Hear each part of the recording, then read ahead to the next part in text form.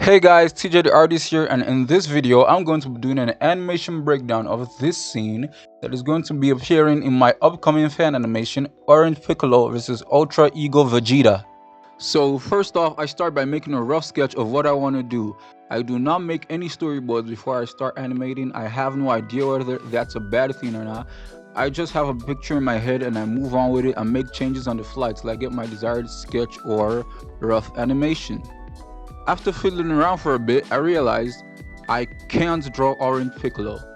So like any artist would do, I found my way to Pinterest and I looked up a couple references. After browsing through Pinterest for a bit, I found some inspiration and then I got this. Now the sketch is basically done and I have my rough animation. Forgive me for not having footage of my sketch process as I forgot to hit record when that gust of inspiration was flowing in. Anyways, this is how the sketch looks. This is the rough animation.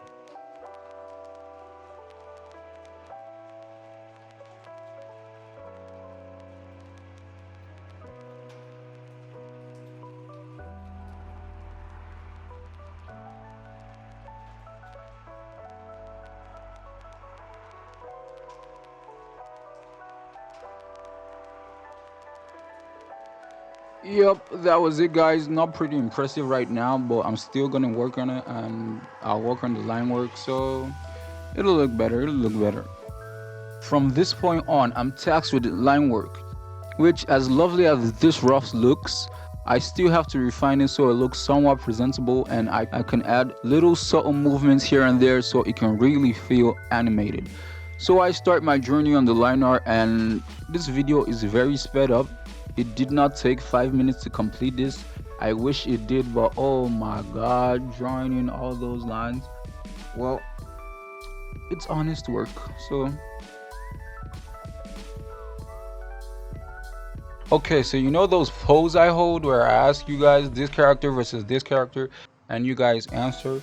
Every single one I've done for Orange Piccolo against Ultra Ego Vegeta, you guys always vote for Piccolo to lose. Like, don't get me wrong, I think Piccolo has a very solid chance of going toe to toe with Ultra Ego Vegeta. I don't know about beat him, maybe, but I know he has a very good chance of going toe to toe, because Akira Toriyama stated that the Gammas were as strong as Goku and Vegeta. Let's say we lowball them and say he was talking about the blue forms. That would still put Orange Piccolo like way above blue. Like Gamma 2 couldn't even do anything to Orange Piccolo. So from that alone, let's say you scale after Super Saiyan Blue, you have Blue Evolution, then Ultra Ego. Say we scale Piccolo just above Orange Piccolo being above Super Saiyan Blue. That would put him around Ultra Ego's level. I'm not saying stronger, but he should be around that level. If Gamma 2 is Super Saiyan Blue level, and that's a low ball.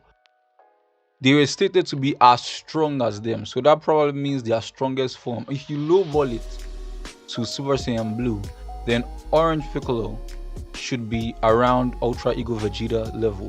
If you say the Gammas were as strong as Ultra Ego and Ultra Instinct Goku, then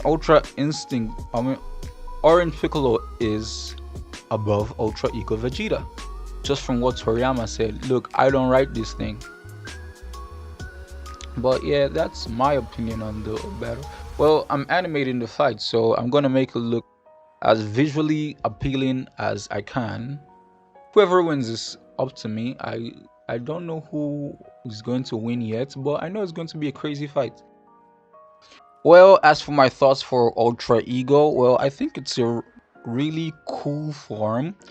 Visually, of course. Narratively, I think it's just a punching bag. Maybe just to stall for time or something like that. I don't know. Look, it's a pretty cool form. It looks very nice.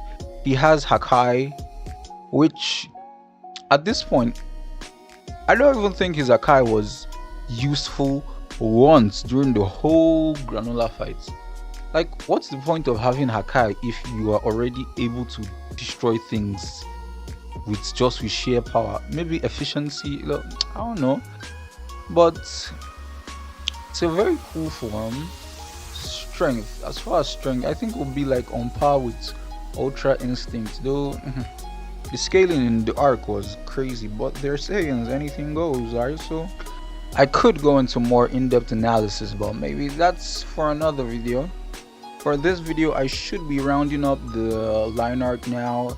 Then I'll go into the impact frames for Vegeta's blast. Like, I don't know if it's going to be a final flash or just a random blast at this point, but I'll decide when it's time.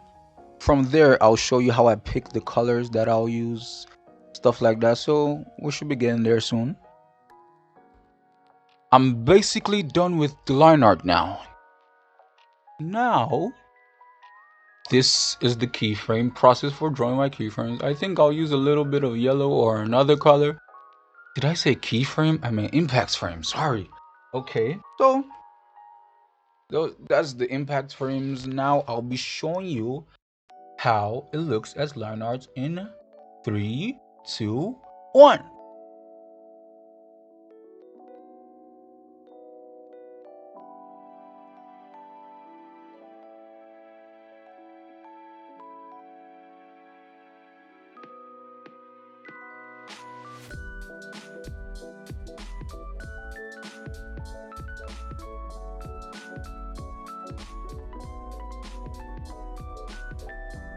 So that's how it looks with line art, and now I'm going to add colors, a bit of some backgrounds, some stuff, just to make it look better.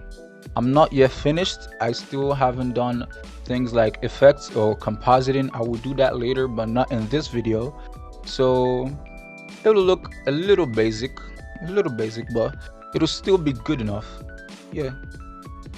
Since the rough sketches already had guidelines for how I was supposed to shade Orange Piccolo and Vegeta, I'll try my best to stick with those guidelines but still make them look as menacing as possible, because like, it's Orange Piccolo and Ultra Ego Vegeta. He has to look as menacing as possible. Like, he's a destroyer god. Maybe not a destroyer god, but he's like using destroyer power, so I'll make him look as nasty, as aggressive, as angry as possible, while also having a fiendish smile. That's a nice one. So for Ultra Ego Vegeta, I've used the colors from my palette already, and if you remember the last fight, he was in Super Saiyan God, so I changed the colors from his God colors to more purple to show the Ultra Ego and stuff and make him look as menacing as possible. Backgrounds, all those ones, I'll just sprinkle them around, and now this should be the finished product. Not finished, half-baked product, almost finished. So yeah, this is basically it.